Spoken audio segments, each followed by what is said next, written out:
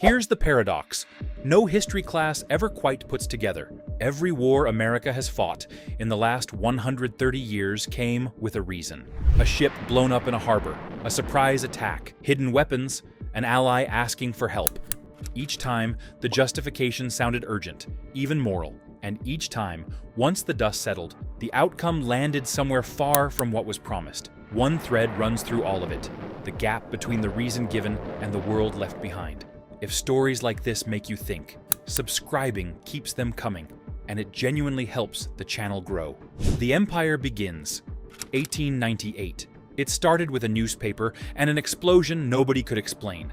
In 1898, Cuba was fighting for independence from Spain. American papers ran outrage-fueling stories of Spanish soldiers forcing Cuban civilians into camps. And then the USS Maine exploded in Havana Harbor, killing 266 sailors. Nobody proved what caused it. The press blamed Spain.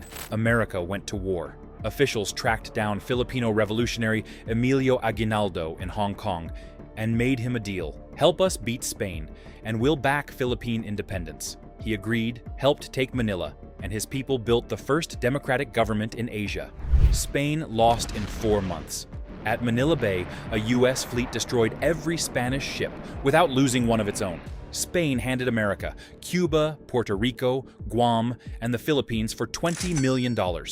Cuba got nominal independence, but America kept the right to send troops back anytime and secured Guantanamo Bay permanently. The Philippines got nothing it was promised. America kept it. When a Filipino man was shot crossing a bridge in Manila in February 1899, US forces opened fire across the city, and one of history's most brutal counterinsurgencies began. Villages were burned, prisoners were tortured. On Samar, after 48 Americans were killed in an ambush, a general ordered the elimination of every male above age 10. Over 1 million Filipino civilians died. The Philippines remained under American control for 44 years. Puerto Rico and Guam are still U.S. territories today. First lesson of the pattern, the promise of liberation and the reality of occupation can wear the same face. Europe and Japan, 1944 to 1945. By June 1944, most of Europe was under Nazi control. The Soviets, bleeding millions on the Eastern Front, pressured America and Britain to open a second front. The Allies built an elaborate fake army in England. Inflatable tanks, wooden planes, fabricated radio signals, to convince Germany the invasion would land somewhere else. It worked so well that even after D-Day began, Germany kept a full army waiting in the wrong place for 7 weeks.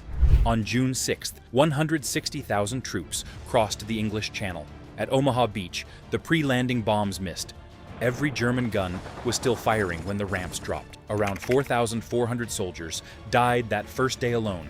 The campaign to break out of Normandy cost 125,000 Americans killed or wounded. Germany launched one final counterattack, the Battle of the Bulge, costing 90,000 more casualties before collapsing. After World War I, the victors punished Germany and got a second war 20 years later. This time, America rebuilt what it destroyed, $13 billion in reconstruction. NATO, the UN, the financial architecture the Western world still runs on. It stayed. 80 years later, American troops remain across Europe. In the Pacific, Japan fought to the last man on every island. At Okinawa alone, 12,500 Americans, 100,000 Japanese soldiers, 150,000 civilians dead. Rather than risk a land invasion, estimated to cost 1 million lives, America dropped atomic bombs on Hiroshima and Nagasaki in August 1945. Combined death toll, over 200,000. Japan surrendered 6 days after Nagasaki. American forces occupied Japan, rewrote its constitution, gave women the right to vote, broke up its largest corporations, and planted Article 9. Permanently banning Japan from having a military. Without defense spending, and with American rebuilding funds, Japan became the world's second largest economy within 30 years. The country America burned to ash became one of its closest allies. The wars that defined the Cold War. Mexico, 1846. Polk sent troops into disputed territory and waited. When Mexican soldiers attacked, he told Congress Mexico had shed American blood on American soil. Lincoln challenged him to prove it. Congress voted anyway. Mexico surrendered over 500,000 square miles, land that became California, Nevada, Utah, Arizona, and Colorado. The officers who served together there, Grant and Lee, fought opposite sides of a civil war 13 years later. That war killed 600,000 Americans. Korea, 1950. North Korea nearly pushed U.S. forces off the peninsula entirely before MacArthur landed 80,000 troops, 150 miles behind enemy lines, and cut off their army. UN forces pushed north toward China's border, ignoring China's warnings. 300,000 Chinese soldiers flooded across. At Chosin Reservoir, 20,000 Americans were surrounded by 120,000 Chinese in 35 below-zero temperatures and fought their way out over 2 weeks. The ceasefire in 1953 left the border almost exactly where it started. 36,500 Americans died. 2 to 3 million Korean civilians perished. No peace treaty has ever been signed. Vietnam, 1964. A Gulf of Tonkin attack, later confirmed it never happened, gave Congress reason to authorize force. By 1968, 500,000 Americans were deployed. The military claimed victory was close. Then, North Vietnamese forces struck over 100 cities simultaneously, and Americans watched their own embassy in Saigon attacked on live TV. Johnson didn't run again, and Nixon pulled troops out while secretly bombing Cambodia. Saigon fell in 1975. The Khmer Rouge took Cambodia and killed nearly 2 million of their own people. 58,000 Americans died. 2 to 3 million Vietnamese perished. America's first lost war. The modern era Afghanistan, 2001. After 9/11, the U.S. invaded Afghanistan in October 2001. The Taliban fell in 2 months. Bin Laden escaped to Pakistan because local militias, not American troops, were asked to seal his escape routes. Focus shifted to Iraq in 2003. The Taliban regrouped. A surge of 100,000 troops made gains that evaporated when units moved on. Bin Laden was killed in Pakistan in 2011, less than a mile from Pakistan's military academy. A 2020 withdrawal deal was signed directly with the Taliban, excluding the Afghan government. When the last Americans left in August 2021, the Taliban took the country in 11 days. The Afghan army didn't fight back. 2,400 Americans killed, 170,000 plus Afghans dead. $2 trillion, 20 years, 11 days to undo it. Iraq, 2003. The Bush administration argued Saddam had weapons of mass destruction and ties to al-Qaeda. Colin Powell presented the case to the UN. Inspectors inside Iraq found nothing. America invaded anyway. Baghdad fell in 3 weeks.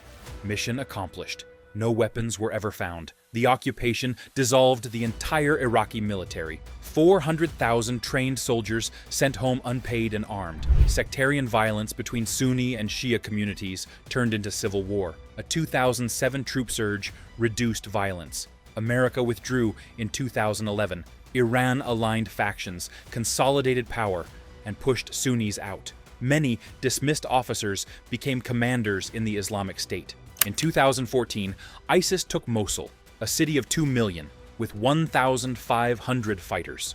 The U.S.-trained Iraqi army dissolved, 4,600 Americans killed, up to 600,000 Iraqis dead, $2 trillion spent. Iraq has not stabilized since. Cuba, 1961. Castro overthrew the U.S.-backed Cuban government in 1959 and turned to the Soviet Union. The CIA trained Cuban exiles and landed them at the Bay of Pigs. But Kennedy pulled air support at the last minute. The plan had leaked. Castro knew they were coming. The uprising never came.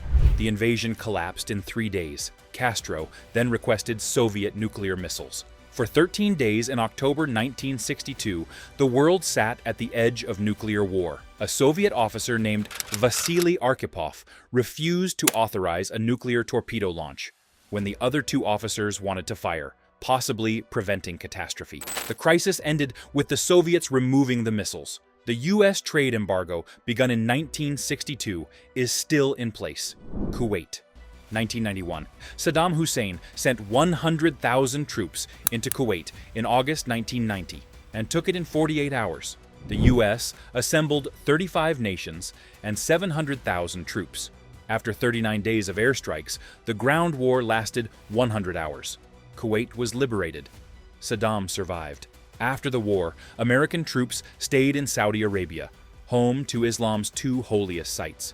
Osama bin Laden used that presence as his central recruiting argument against the United States. Saddam held power 12 more years until the U.S. invaded again, setting in motion the Iraq War, ISIS, and everything that followed. Every decision connects. Kuwait led to troops in Saudi Arabia. Saudi Arabia gave bin Laden his argument.